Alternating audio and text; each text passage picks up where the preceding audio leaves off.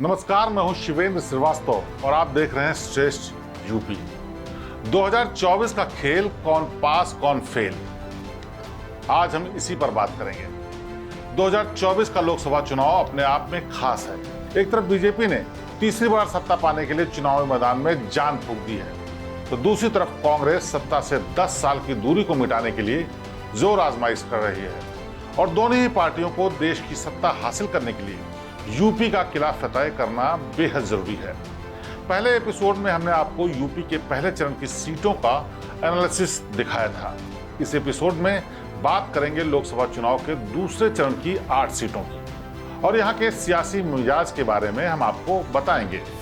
दूसरे चरण की 8 सीटों पर 26 अप्रैल को वोटिंग होगी और वो 8 सीटें हैं अमरोहा, मेरठ, बागपत, गाजियाबाद, गौतम बुद्ध नगर, बुलंदशहर, अलीगढ़ और मथुरा। लोकसभा चुनाव 2019 के नतीजों की बात करें तो बीजेपी को इन सीटों पर बम्पर जीत मिली थी। 8 में से 7 सीटें जीतकर बीजेपी ने विपक्ष को चारों खाने चित कर दिया था। सिर्फ अमरोहा की सीट सपा बसपा का गठबंधन जीत पाया था। बीएसपी के दानिश अली इस सीट पर जीत हासिल कर पाए थे। दानिश अली वही सांसद हैं जो नई संसद में बीजेपी एमपी रमेश भिदोड़ी की बदजुबानी की वजह से सुर्खियों में रहे थे।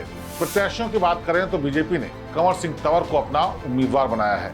वहीं दानिश अली बीएसपी से निकाले जाने के बाद कांग्रेस के टिकट पर चुनाव लड़ रहे हैं। बहुजन समाज पार्टी ने भी मुस्लिम फेस चौधरी मुजाहिद हुसैन को मौका दिया है। अमरोहा लोकसभा क्षेत्र में करीब 16 लाख वोटर हैं। इस सीट पर दलित, सैनी और जाट वोटर खासी तादाद में हैं। इसके अलावा 20% मुसलमान वोटर भी हैं। अमरोहा में दलित और मुसलमान वोटर निर्णायक माना जाता है। ये सीट किसी पार्टी का गढ़ नहीं है। यहाँ की जनता सभी दलों को मौका देती रही है। अब बात मेरठ की। मेरठ में इस बार का चुनाव बेहद दिलचस्प हो गया है।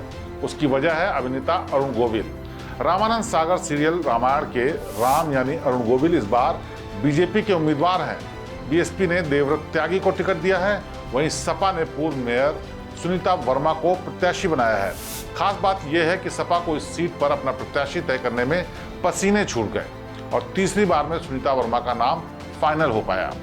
सियासी मिजाज की बात करें तो मेरठ को बीजेपी का गढ़ माना जाता है। मेरठ की आबादी करीब 35 लाख है। वहीं अगर मेरठ के जातीय समीकरण की बात करें तो मेरठ में मुस्लिम वोटरों की अच्छी खासी संख्या है और ये चुनावी नतीजों को बदलने का मादा रखते हैं। अगर आंकड़ों की बात करें तो यहाँ 5.5 लाख से ज्यादा मुसलमान हैं। वहीं अगर दलित वोटरों की संख्या 3 लाख है, यानी मुस्लिम दलित वोटरों के पास खेल बिगाड़ने की पूरी ताकत है। तीसरे नंबर पर वैश्य वोटर हैं जो करीब 2.5 लाख हैं। वहीं अगर ब्राह्मण वोटरों की संख्या पर गौर करें तो ये करीब 1.5 लाख है और जाट वोटरों की तादाद 1 लाख है। बीजेपी के राजेंद्र अग्रवाल ने 2009, 2014 और 2019 का लोकसभा चुनाव जीतकर हैट्रिक लगाई थी, लेकिन बीजेपी ने अरुण गोविल को टिकट देकर एक तीर से कई निशाने साधे हैं।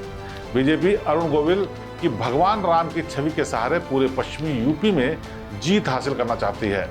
वहीं सपा को इस बार कांग्रेस का सहारा मिल गया है। 2019 में बीजेपी को यहां बड़ी मुश्किल से जीत नसीब हुई थी और जीत का मार्जिन भी बेहद कम रहा था। लिहाजा प्रत्याशी बदलने से बीजेपी एक बार फिर से जीत का सपना देख रही है। इस बार बीएसपी अकेले चुनाव लड़ रही है तो माना यह जा रहा है कि इससे इंडी गठबंधन को नुकसान हो सकता है। रुख करते हैं बागपत का। बागपत वो सीट है जहां से देश के पूर्व प्रधानमंत्री चौधरी चरण सिंह 3 बार सांसद रहे। जाटलैंड की इस सीट पर बीजेपी का कब्जा है। पूर्व आईपीएस अधिकारी सतपाल सिंह 2014 में और 2019 में बीजेपी को जीत दिलाने में कामयाब रहे हैं। इस बार बीजेपी ने गठबंधन के तहत इस सीट आरएलडी को दे दी है और जयंत चौधरी की पार्टी ने राजकुमार सांगवान को अपना उम्मीदवार बनाया है। बीएसपी की ओर से प्रवीण बैसला चुनावी मैदान में है। वहीं सपा की तरफ से अमरपाल शर्मा ताल ठोक रहे हैं। खास बात यह है कि जब से सीट पर चुनाव हो रहे हैं आरएलडी और बीजेपी को ही जीत मिली है। बागपत ने सपा बसपा का खाता आज तक नहीं खुलने दिया। आंकड़ों की बात करें तो यहाँ 15 लाख से ज्यादा वोटर हैं। बागपत सीट पर जाट, गुजर, राजपूत, मुस्लिम और दलित वोटर खासी तादाद में हैं और ये सब मिलकर अपना सांसद चुनते हैं। बागपत से आपको लेकर चलते हैं गाजियाबाद। दिल्ली से सटे गाजियाबाद इस सीट को बीजेपी का गढ़ माना जाता है। ये एक हाई प्रोफाइल सीट है। गाजियाबाद सीट का इतिहास पुराना नहीं है। ये सीट 2008 में अस्तित्व में आई है और लोकसभा का पहला चुनाव 2009 में हुआ। 2009 में रक्षा मंत्री राजनाथ सिंह ने बीजेपी की ओर से चुनाव लड़ा और जीत हासिल की। 2014 और 2019 में जनरल वीके सिंह ने बीजेपी को यहां पर जीत दिलाई, लेकिन इस बार तस्वीर बदल गई है। बीजेपी ने वीके सिंह का टिकट काटकर अतुल गर्ग को अपना उम्मीदवार बनाया है। कांग्रेस ने डॉली शर्मा को टिकट दिया है तो बीएसपी ने नंदकिशोर पुंडीर को टिकट दिया है। जातीय समीकरण की बात करें तो इस सीट पर 5.5 लाख मुस्लिम वोटर हैं, 4,70,000 राजपूत वोटर हैं, 2,50,000 वैश्य वोटर हैं, 4 लाख एसटी वर्ग के और 1.25 लाख जाट, 1 लाख पंजाबी, 75,000 त्यागी और 5 लाख अन्य शहरी वोटर हैं। बीजेपी ने इस बार राजपूत प्रत्याशी न देते हुए वैश्य समाज से आने वाले अतुल गर्ग को अपना उम्मीदवार बनाया है। ऐसे में बीजेपी का ये प्रयोग पार्टी को भारी पड़ सकता है। 4.5 लाख से ज्यादा राजपूत वोटर इस चुनाव में किस तरफ जाते हैं, ये देखने वाली बात होगी। अब बात भगवान श्री कृष्ण की नगरी मथुरा की। 2014 से बीजेपी का मथुरा लोकसभा सीट पर कब्जा है। पार्टी की ओर से अभिनेत्री हेमा मालिनी 10 साल से सांसद हैं। 2014 में हेमा ने जयंत चौधरी को 3 लाख वोटों से चुनाव हराया था। 2019 में भी हेमा ने बड़े मार्जिन से चुनाव जीता था। 75 साल की हेमा मालिनी को एक बार फिर से बीजेपी ने अपना उम्मीदवार बनाया है। कांग्रेस ने मुकेश धनखड़ और बीएसपी ने सुरेश सिंह को टिकट दिया है। मथुरा सीट पर 16 लाख से ज्यादा वोटर हैं और जातीय समीकरण की बात करें तो इस सीट पर मुस्लिम और जाट वोटरों की खासी तादाद है। वहीं ब्राह्मण, ठाकुर, यादव और वैश्य वोटर भी अहम भूमिका निभाते रहे हैं। क्योंकि हेमा मालिनी के पति धर्मेंद्र जाट हैं, लिहाजा यहाँ के वोटर हेमा को जाट मानते हैं, जिसका फायदा हेमा मालिनी को बीते 2 चुनाव में मिल चुका है। रुख करते हैं गौतम बुद्ध नगर का। 2008 में अस्तित्व में आई इस सीट पर 2009 में पहला चुनाव बीएसपी ने जीता था। उसके बाद 2014 और 2019 के चुनाव में बीजेपी के डॉक्टर महेश शर्मा ने जीत हासिल की। बीजेपी ने बदलाव न करते हुए महेश शर्मा को तीसरी बार टिकट दिया है। वहीं सपा ने महेंद्र सिंह नागर और बसपा ने राजेंद्र सिंह सोलंकी को अपना उम्मीदवार बनाया है।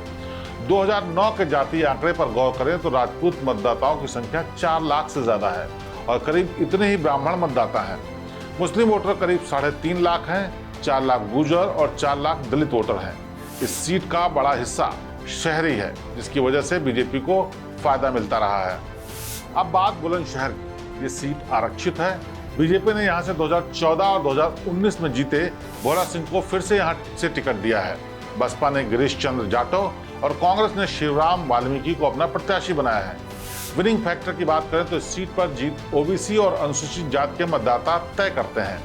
2009 के आंकड़ों के मुताबिक यहाँ 2 लाख ब्राह्मण, 2 लाख के करीब राजपूत, जाट, 1,60,000 जाटो, 2,20,000 और 2 लाख लोधी वोटर हैं। इसके अलावा 3 लाख मुस्लिम वोटर और बाकी जातियों के वोटर भी हैं।